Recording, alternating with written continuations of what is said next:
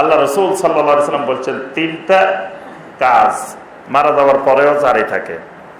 একটা হলো ইলমিন ইউনতাফাউ বিহি, যে ইলম দ্বারা উপকৃত হয়, যে ইলমের উপকারিতা পাওয়া যায়। আব্দুল্লাহ ইবনে আব্বাস রাদিয়াল্লাহু তাআলা আনহুমা যখন জমজমের পানি পান করতেন তখন তিনটা জিনিসের দোয়া করতেন। আল্লাহুম্মা ইন্নী আসআলুকা ইলমান নাফিআ ওয়া রিজকান ওয়াসিআ ওয়া শিফাআন মিন কুল্লি দা। তাহলে প্রথমেই দোয়া করতেন আল্লাহুম্মা ইন্নী আসআলুকা ইলমান নাফিআ, হে আল্লাহ আমাকে এমন ইলম দিন যেটা হবে ইলমে নাফি, উপকারী ইলম, যে ইলম দিয়ে আমি নিজে উপকৃত হব। প্রথমে আমার নিজেকে জাহান্নামের আগুন থেকে বাঁচাইতে পারবো যে ইলম দিয়ে, যে ইলম দিয়ে আমার পরিবারকে জাহান্নামের আগুন থেকে বাঁচাইতে পারবো, আমার পরিবার আমার ইলম দিয়ে উপকৃত হবে, যে ইলম দিয়ে আমার সমাজ উপকৃত হবে, যে ইলম দিয়ে আমার সমাজ অন্ধকার দূর হবে, আমার সমাজ থেকে শিরক দূর হবে, বেদাত দূর হবে, এরকম উপকারী ইলম দাও আমাকে। এজন্য খালি ইলম হলে হবে না, ইলমটা হতে হবে উপকারী। এজন্য আল্লাহর কাছে দোয়া করবা সব সময় যে আল্লাহ আমাদেরকে ইলমে নাফি দাও, উপকারী ইলম দাও। 3 নম্বর, আল্লাহ সুবহানাহু ওয়া তাআলার কাছে ইলমের জন্য দোয়া করতে হবে, চেষ্টা করতে হবে, তেমন ইলমের পাশাপাশি নিজের আমল, আখলাক, চরিত্র এটাকে সুন্দর করতে হবে। ছাত্র জীবন থেকে ইলমের আলোকে আমলের প্রশিক্ষণ নিতে হবে। ইলম আছে অনেক, আমল নাই। এরা হলো কামাসালিল হিমারে ইয়াহমিলু আসফারা, গাধার মতো ইলম বহন করতেছে, কিন্তু ইলমের মধ্যে কি সেটা সে বুঝতেছে না, উপকারে লাগাইতে পারতেছে না। এরকম গাধা হওয়ার দরকার নেই। যারা ইলম শিখে আমল করে না, ইলম দ্বারা নিজের আমলকে সাজায় না, নিজের জীবনকে সাজায় না, তারা হলো গাধা, তারা আলেম না। এই জন্য ইলমের সাথে সাথে নিজের আখলাক, নিজের চরিত্র এগুলোকে সুন্দর করতে হবে। বর্তমানে আমরা দেখি, খুব দুঃখ লাগে যে আলেম হয়েছে অনেক বড়, আবার মানুষের গীবত করে সব সময়।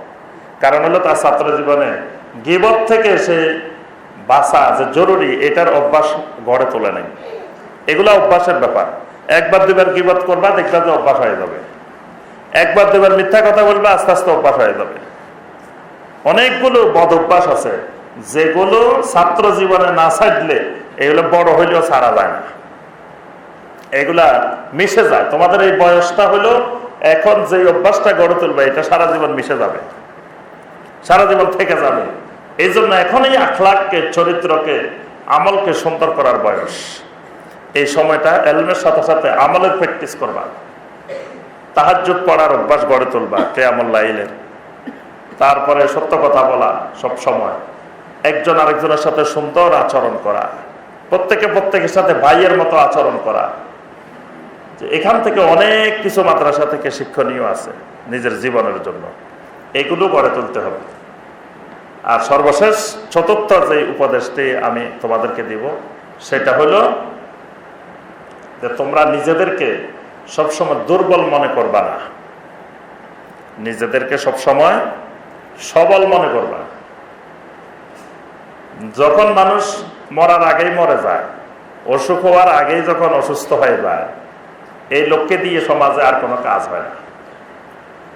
আমাদের দেশে দেখবা যে কোনো বক্তা, কোনো ওয়াইজ আলোচনা করার আগেই, বক্তৃতা করার আগেই বলে যে আসলে আমার বক্তৃতা করার মতো যোগ্যতা নাই, আমার কিচ্ছু নাই, আমার ওস্তাদ বলছে এই জন্য আমি দাঁড়াইছি। আগে দুর্বল হয়ে গেছে। তারপরে মুসল্লিদের সামনে, জনগণের সামনে বলতেছে যে আমি আসলে আজকে প্রস্তুতি নিয়ে আসি রে কথা বলার মতো। তো এই তার দুর্বলতাটা আগে প্রকাশ করে দিছে। এখন সে যত বয়ান করুক, যত সুন্দর কথাই বলে, মানুষকে বুঝে না সন্দেহ আছে, এত আজকে লেখাপড়া করেই আসে নাই। এই জন্য নিজেকে দুর্বল মনে করা যাবে না, প্রথমে নিজের ভিতরে শক্তি থাকতে হবে। এই জন্য আল্লাহ রাসূল সাল্লাল্লাহু আলাইহি ওয়াসাল্লাম বলছেন, ইন্নাল মুমিনাল কাবিয়্যা খায়রুম মিনাল মুমিনিদ দাঈফ। দুর্বল মুমিনের চাইতে সবল মুমিন আল্লাহ সুবহানাহু ওয়া তাআলার কাছে উত্তম। ওমর রাদিয়াল্লাহু তাআলা দেখছেন এক যুবক রাস্তা দিয়ে মরার মতো হাঁটতেছে একবারে আস্তে আস্তে। তো ওমর রাদিয়াল্লাহু তাআলা তার ধরছে, ধরে জিজ্ঞাসা করছে এমন হাঁটো কেন? কয় আল্লাহ পাক কোরআনে কারিমে বলছেন ইবাদুর রহমান আল্লাযীনা ইয়ামশুনা আলাল আরদি হাওনা। ইবাদুর রহমান তারা যারা রাস্তা দিয়ে হাঁটার সময় দুর্বল ভাবে হাঁটে, এই জন্য ইচ্ছা করে হাঁটে। দেখবে আমাদের দেশে অনেক যুবক গাঁটি লইলে হাঁটে যেন মরার মতো, এ মনে করতেছে মরার মতো হাঁটলে, দুর্বল হয়ে হাঁটলে মনে ফজিলত। কিন্তু আল্লাহ পাক এখানে দুর্বল হয়ে হাঁটতে বলেন। মুমিন হবে আল মুমিনুল কাবিয়্যু, শক্তিশালী।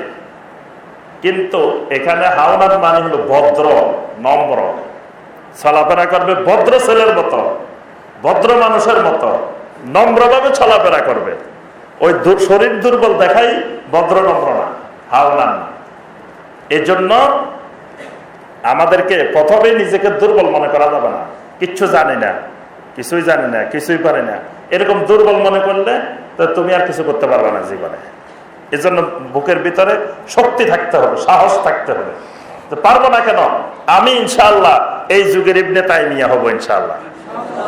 আমি এই যুগের মুহাম্মদ বিন আব্দুল ওয়াহাব হব, এই যুগের শাইখ বিন বাজ রাহিমাহুল্লাহর মতো হব, মোহাম্মদ বিন সালেহ আল উসাইমিন রাহিমাহুল্লাহর মতো হব, শাইখ আলবানী রাহিমাহুল্লাহর মতো হইব।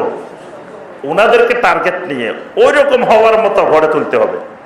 তাহলে উনাদের মতো না হইলেও ওনাদের কাছাকাছি হইলেও যাওয়া যাবে। প্রথমে আমি ঠিক করলাম কোন রকম থার্ড ক্লাস পাই পাস করলে আমার চলবে।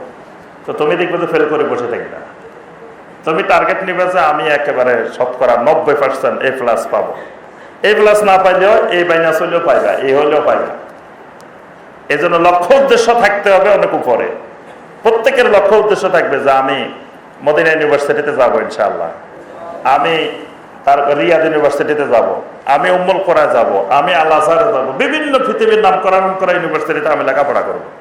দেখবে যে ওখানে না যেতে পারলেও বাংলাদেশে পড়লেও তুমি একজন বড় আলেম হইবা। কিন্তু প্রথমেই হইলো না পারবো না মনে হয়। দেখবে আমাদের দেশের আলেমদেরকে যখন দাওরা পাস করে বাইরে হয়, তখন দাওরা পাস করে বাইরে হওয়ার পরে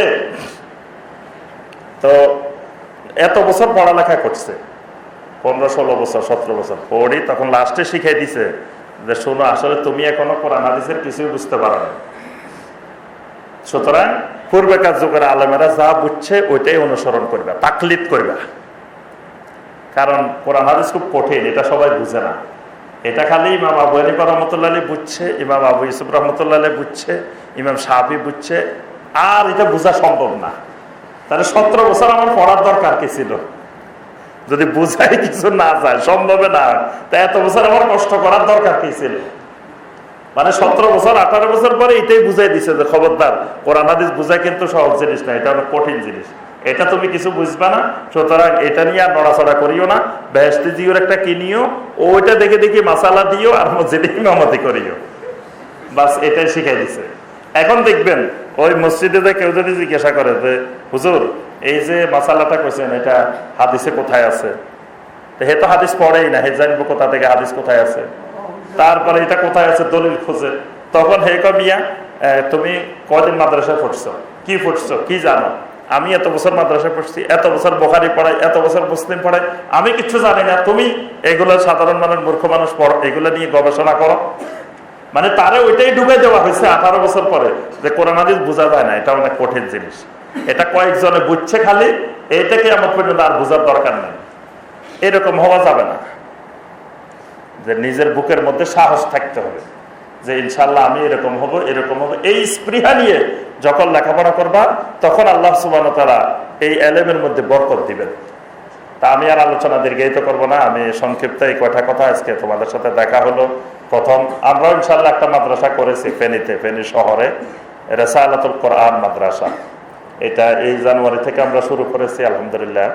তো আমরা চাই বাংলাদেশের প্রত্যেকটি জেলায়, প্রত্যেকটি উপজেলায়, প্রত্যেকটা গ্রামে পর্যন্ত ইনশাআল্লাহ সহিহ আকীদার মাদ্রাসা হবে। এবং আমরা যে আন্দোলন বাংলাদেশে শুরু করেছি এই আন্দোলন অব্যাহত থাকবে কিয়ামত পর্যন্ত ইনশাআল্লাহ।